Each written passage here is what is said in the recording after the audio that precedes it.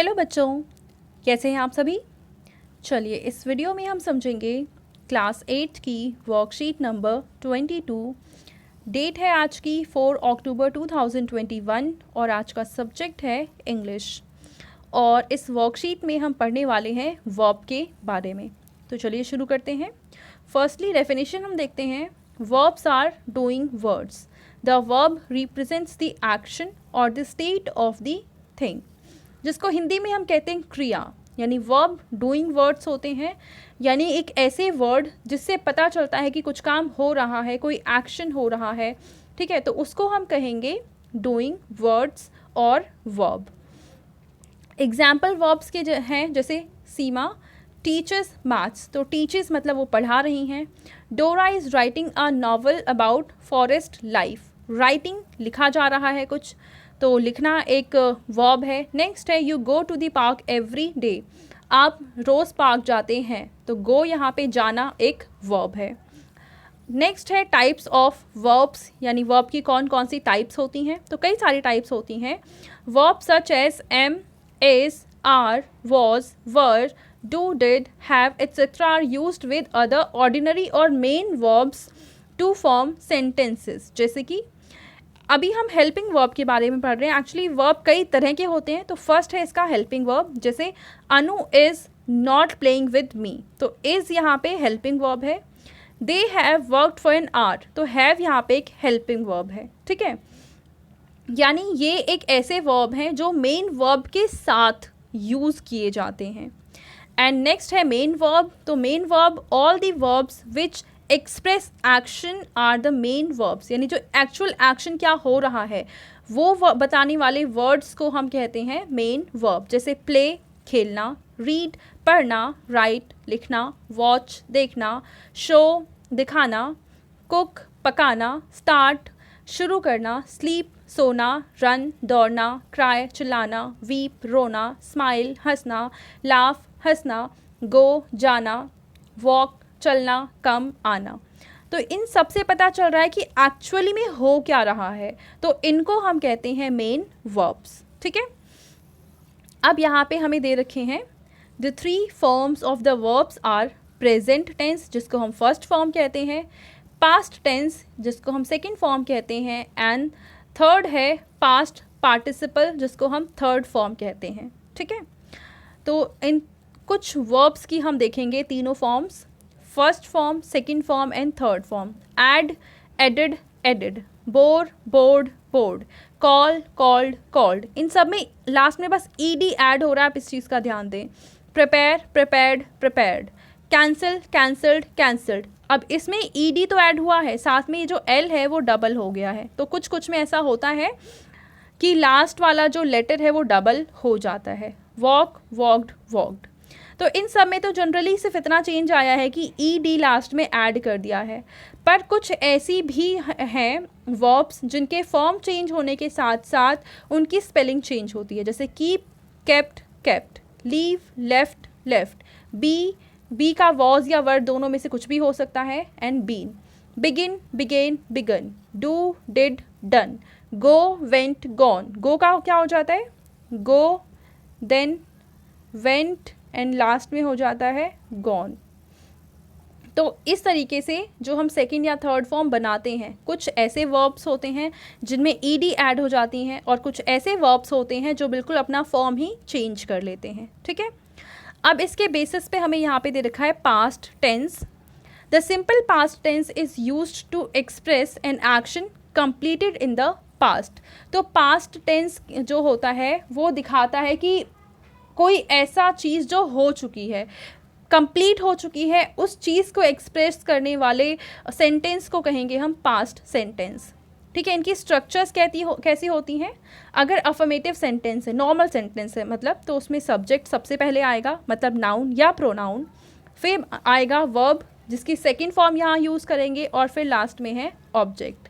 जैसे कि यहाँ पे एक स्ट्रक्चर दे रखी है इन्होंने, आई सॉ हिम, आई यहाँ पे मैं मतलब कि एक प्रोनाउन है, ये एक सब्जेक्ट है।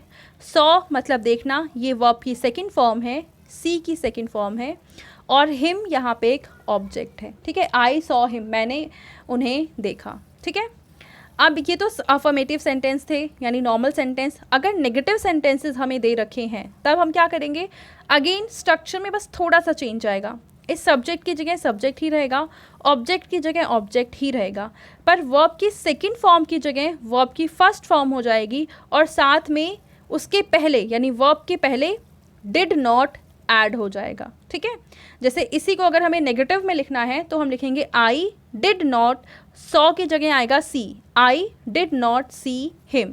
ठीक है, एंड एक और इन्होंने सेंटेंस दे रखा है ही, जो कि सब्जेक्ट है, डिड नॉट, फिर ये आ गया, फिर वर्ब की first form go to the market. ठीक है, लेकिन अगर हमें इंटरोगेटिव सेंटेंसेस बनाने हैं, मतलब क्वेश्चन मार्क वाले सेंटेंसेस जिसमें क्वेश्चन पूछा जा रहा हो, तो बस इस डिड को हम आगे ले आएंगे, बाकी सब सेम रखेंगे और वर्ब की फर्स्ट फॉर्म ही आएगी, ये हमेशा ध्यान रखना। ठीक है, डिड सब्जेक्ट, वर्ब की फर्स्ट फॉर्म देन ऑब्जेक्ट। ठीक है, अब इसी सेंटेंस को अगर हम अफर्मेटिव से इंटरोगेटिव बनाना चाहें तो सबसे पहले आएगा डिड, फिर आई, अगर आई है तो आई, यू है तो you, did you see him, and अगर इस वाले सेंटेंस को हम चेंज करना चाहें तो did he go to the market. ठीक है, तो ध्यान रखना नेगेटिव हो या अफर्मेटिव सेंटेंस हो, दोनों में वर्ब की फर्स्ट फॉर्म आएगी, लेकिन नेगेटिव एंड इंटरोगेटिव केसेस में वर्ब की फर्स्ट फॉर्म आएगी, और अगर अफर्मेटिव सेंटेंसेस हैं तो उनमें सेकंड फॉर्म आएगी। ठीक है, एंड अगर यहाँ पे हम देखना चाहें, एक और चेंज ये आया है कि अफर्मेटिव सेंटेंस में कोई भी हेल्पिंग वर्ब नहीं हुई है, लेकिन नेगेटिव में एंड इंटरोगेटिव में डिड एक हेल्पिंग वर्ब यूज़ हुई है। ठीक है, अब इसके बेसिस पे हम कुछ क्वेश्चन के आंसर करते हैं।